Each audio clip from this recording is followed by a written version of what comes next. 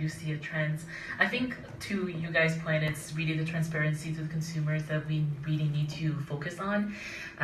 Let's say in the West, consumers are a lot more informed about what happens with a clean ingredient line.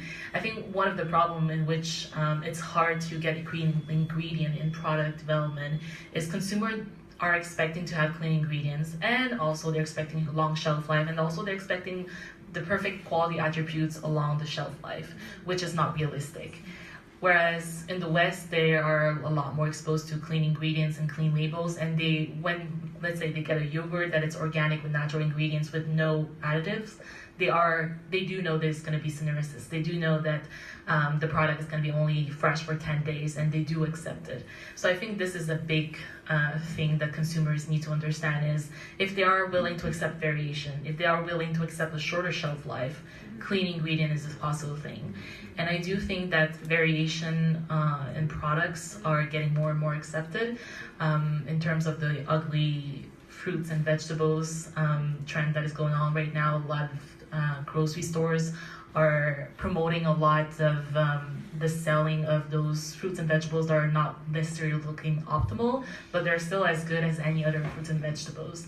And I'm looking in the future, that's really something that people are, it's not going to be called ugly anymore, it's just going to be called any normal fruits and vegetables, and people are going to be able to accept like variation.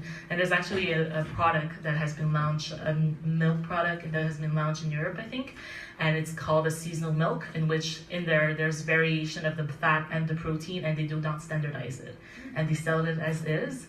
And I think it's something very interesting as well. We have been a lot about standardizing in the past years, about having the food constant. Let's say it's just processed cheese, having a standardization to make sure their processed cheese is always the same in all the containers. If the consumers are ready to accept that your container is going to differ from one to another, well, I think clean ingredient line is going to be possible. Okay, something? We need to comment on that. First, maybe a call for the audience.